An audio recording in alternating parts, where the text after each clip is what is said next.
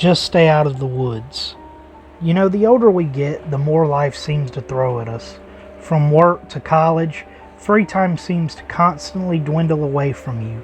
I'm a victim of this sad fact, but sometimes responsibilities just can't be avoided. Take my black Labrador Biscuit, for example. She loves going for walks, so much so that I have to take her every single day, multiple times a day. Fortunately for me, my grandpa left us a big 10-acre piece of land upon his passing. Now, there was nothing really on this land except for some old sheds and hen houses. Safe to say it was always a pretty peaceful stroll. One night, however, work and school kept me away till very late. Whenever I finally returned, Biscuit was dying for her daily walk. There was a problem though. It was pitch black dark outside. Usually we went during the day, but her whining was way too much. I knew I wasn't getting out of this, so I grabbed Biscuit's leash and prepared to head out the door. Before I could go, my mom would try and stop me, telling me that it was late and I should just go to bed. Biscuit wasn't up for negotiating though, as her tail wagged like a windmill. I promised her I'd be careful and return once the pooch did her business. It was a very humid and cloudy night. You couldn't even see the moon in the sky. The only thing that lit my path was a small flashlight. Considering this, I would nudge Biscuit to hurry up. Unfortunately for me, the dog took her sweet time. She sniffed around and even stopped to roll in the dirt. Meanwhile, I stood next to her, impatiently tapping my foot. I was very tired and could hear my bed calling out my name. Sometimes I wonder why I push myself so hard. Personal problems aside, we would soon come to an old chicken coop. Whenever my grandpa was alive, it brimmed with plenty of hens and roosters. Now the small building looked like it would crumble with the tap of a finger. As I moved closer, I could hear a commotion coming from inside. I figured it was just a rat, so I continued on with our stroll. As we walked away, however, something came scurrying out. I quickly grabbed my flashlight and aimed it at the creature. It was a large brown rabbit. As cute as a button to me, though to Biscuit, it was more of a late night snack. She would forcefully pull away from me and chase after the poor bunny. I yelled at her to leave it alone, but she wasn't listening. When a predator has its prey in sight, why would it? Before I knew it, they would both disappear into the deep woods. I followed suit, but stopped just before hitting the entrance. It was so dark, and the trees seemed utterly massive, like they would swallow me up if I went inside. Honestly, I thought about waiting for my dog to return on her own, but as a loving owner, I couldn't take the risk of her getting lost in the maze. So against my better judgment, I entered into the darkness. Inside, I could hardly see anything at all. My flashlight was more or less useless. I didn't know where I was going or where Biscuit could be. To make things simpler, I began calling out her name.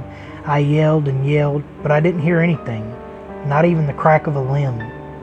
This got pretty annoying as it was late and I was ready for bed. I tried to shout even louder, but there was no sign of her. My choices were limited to turning back or walking even deeper. As this dog was a loving member of our family, I just couldn't leave her behind. So I delved further into the abyss, uncertain that we would reunite. Everything was so quiet, not even the tiniest croak from a frog was heard. It was pretty weird, like I had slipped into another dimension where it was just me. Where were the deer, possums, and armadillos? More importantly, where was my dog? After a while, I wondered how deep I had gotten. I forgot my phone, so there was no way to see how much time had passed. All this aside, I couldn't help but have this eerie feeling in the back of my mind. Call it a hunch, but it felt like I was being watched. There weren't any living creatures in my view, but there was something out there. Regardless, I kept going. Eventually coming upon a large clearing.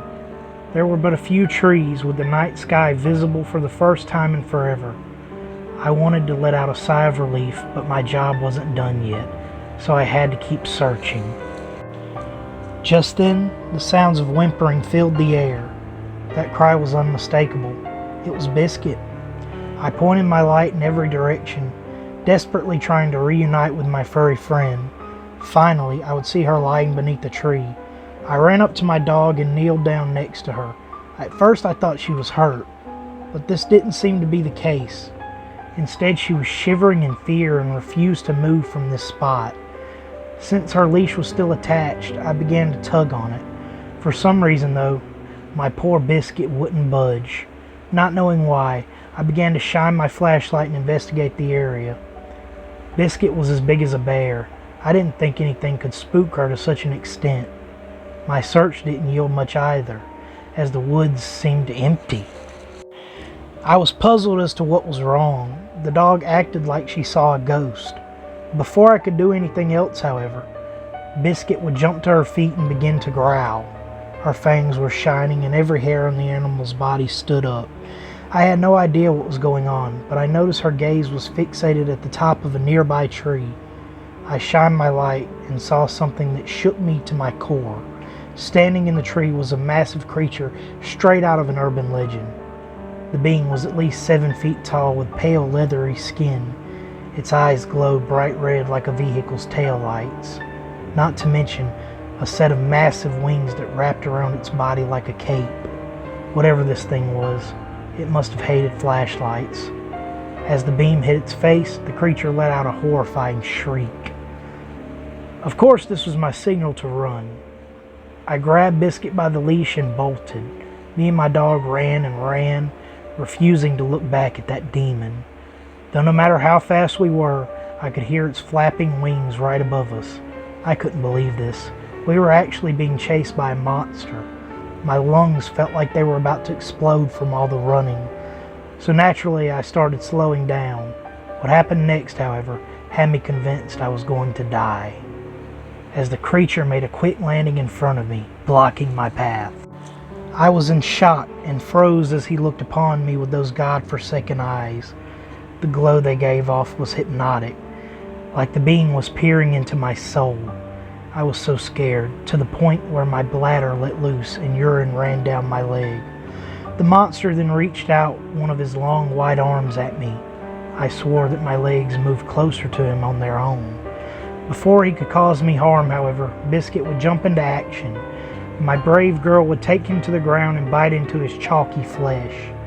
The creature would let out a blood-curdling screech as she did. Meanwhile, I was still paralyzed in utter terror.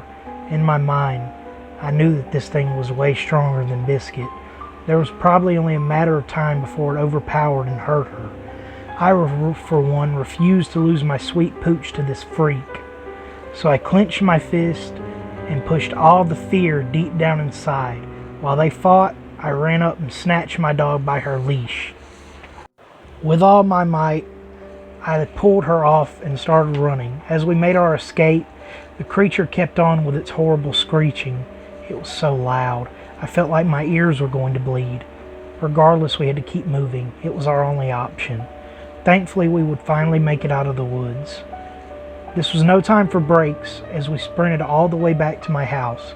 Upon arrival, I slammed the door and rushed to my mother's room. There I informed her of our terrifying near-death experience. Of course, being old school, she refused to believe me. No matter what I swore on, she just shook her head, telling me that I was just tired and needed to get some rest. That if anything, it was probably a bat or something. In anger, I found myself stomping out of her room. I knew what I saw and would remember it for the rest of my life. Figuring no one else would believe me, I went to bed. The entire night, Biscuit cuddled next to me, still shaking with dread. The next morning, it was time for me to wake up and go to school. I really wanted to stay in bed and recover from what happened. But since my grades weren't all that great, I couldn't afford to miss. Biscuit stayed in bed and I headed out to my truck. As soon as I took my first steps into the yard, I noticed something odd. There was this strange green liquid staining the ground. I bent down to investigate further, but it was dry to the touch. It sort of favored blood. Deciding to shrug it off, I went on with my day. When I made it to my vehicle, however, my calm morning would end, as my driver's side door had a set of deep claw marks in it. I didn't want to admit it, but I knew the horrifying reason for this. That thing followed us home last night. It knows where I live. Follow for more.